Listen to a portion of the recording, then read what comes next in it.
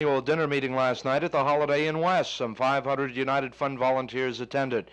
Awards were presented to last year's campaign volunteers, and recognition was given to outgoing United Fund officials. New officers were installed, including Robert Rust, the 1973 chairman, Donald Vollmer and Leon Holt, vice presidents, Mrs. Morris Senderowitz, secretary, Thomas Michael, treasurer, and attorney Louis Stamberg, counsel. Recognition was also given to outgoing United Fund president, PP&L executive Brooke Hartman, who had some brief remarks. And then general chairman of the drive, and then 2 years as president.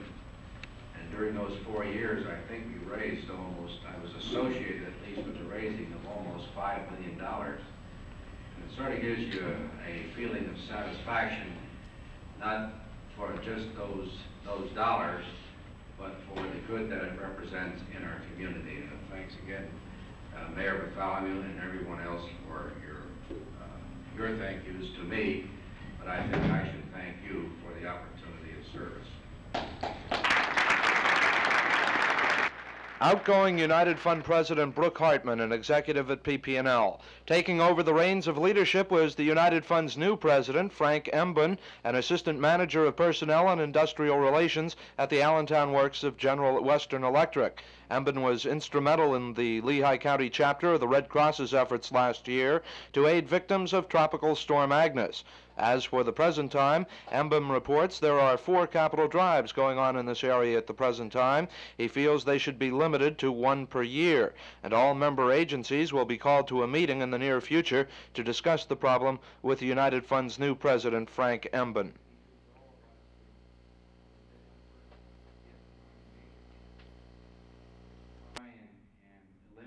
Possible any additional campaigns by our agencies.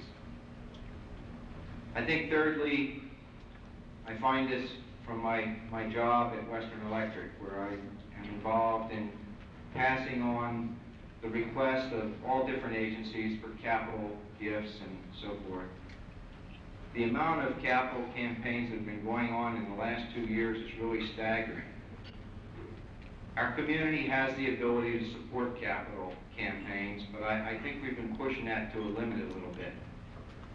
I will call upon all the agency presidents and our own executive committee to meet in the very near future and to look into this area of capital campaigns. Perhaps we may have to get to the point where we'll have to limit it in some way. Certainly not to curtail any agency, but to try and present again a united front to the community. George Foreman is still rising, but the referee wears a frown, for he can't start counting till Foreman comes down. Now George disappears from view. The crowd is getting frantic, but our radar stations have picked him up. He is somewhere over the Atlantic. Who would have thought when they came to the fight that they witnessed the launching of a spook satellite?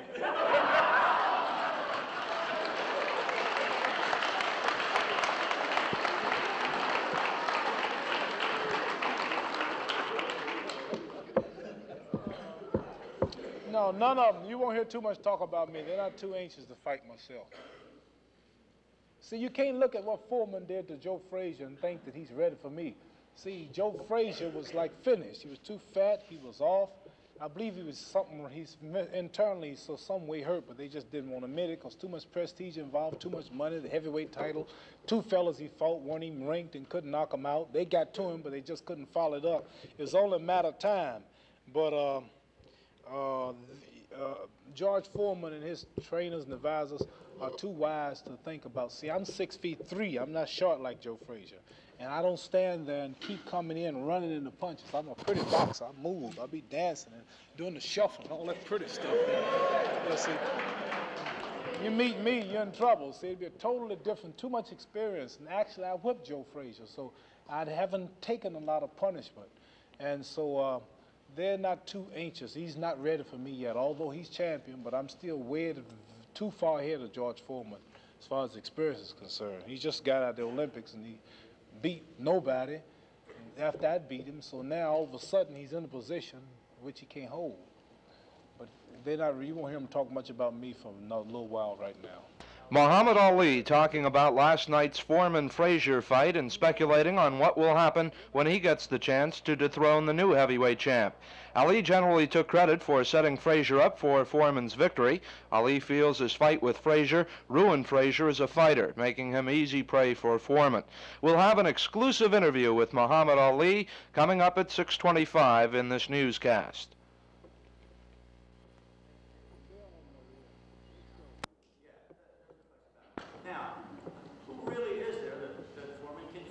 Nobody.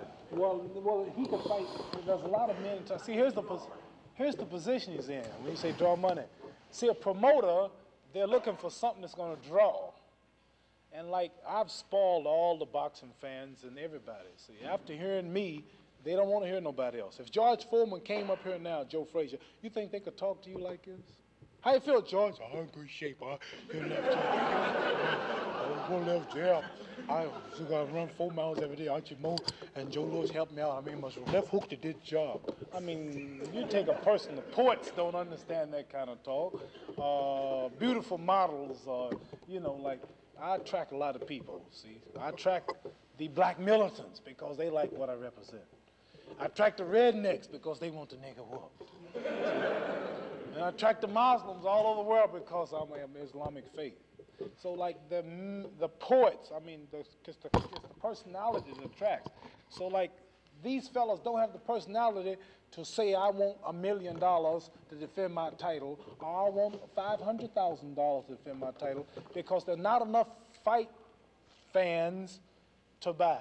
You go to a boxing match, you usually see a cigar smoking fella sitting around, you know, who's gonna win, George?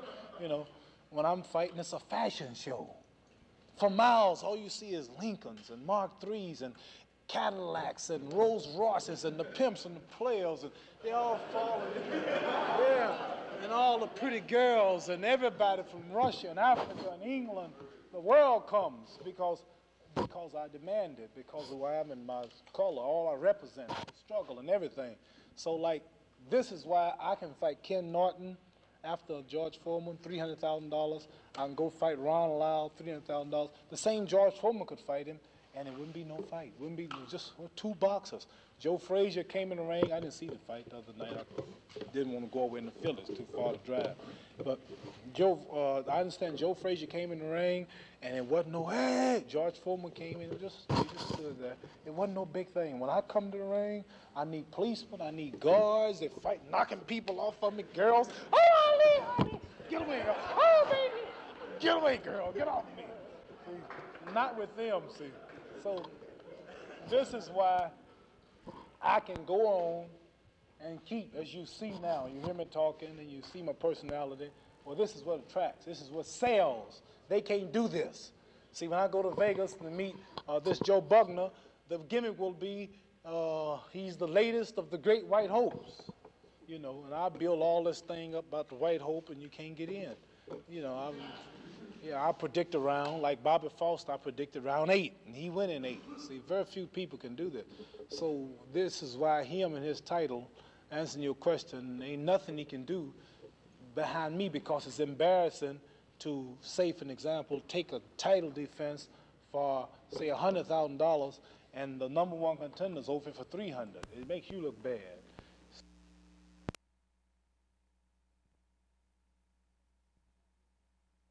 This year, because they can't follow me, because it's impossible. Because Okay. Champ, I understand last night you were asleep at the time that George Foreman was taking care of Joe Frazier and that one of your aides woke you up. What was your initial reaction?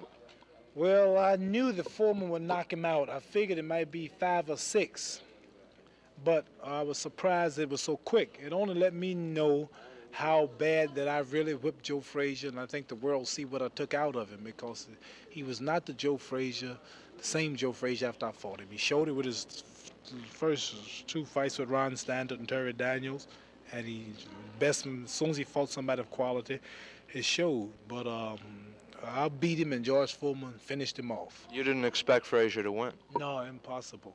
Did you expect him to knock out Frazier so early in the fight? No, I figured it might be 5 or 6 rounds, as I said earlier, but or maybe a close decision with Foreman winning. But I was surprised that he got him so quick.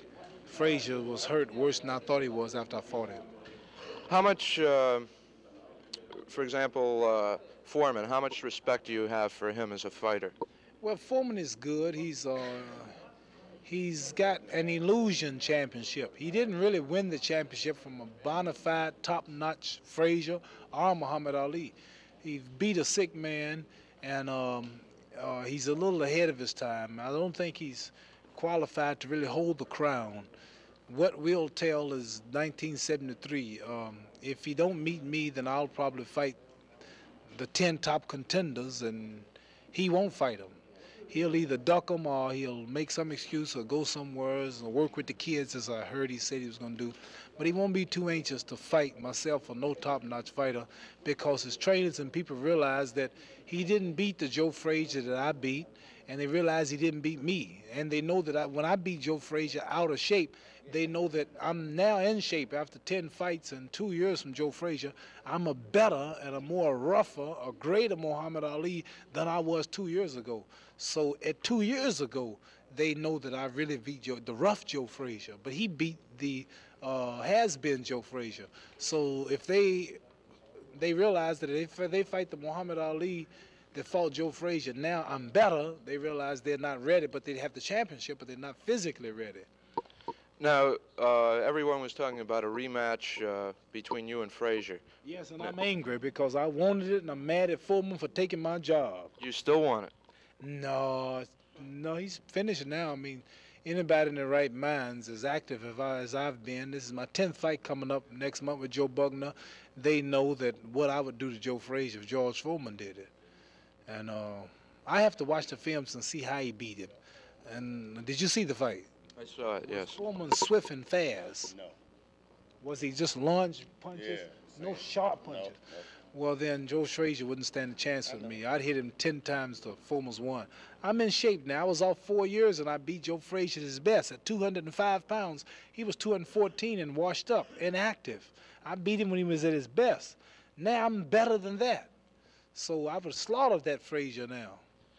One final question. When you do fight George Foreman, in poetic terms, what would have happened if you ever fought George Foreman? Now, why do you ask me? I mean, Howard Cosell gets paid for being an idiot. What's your excuse?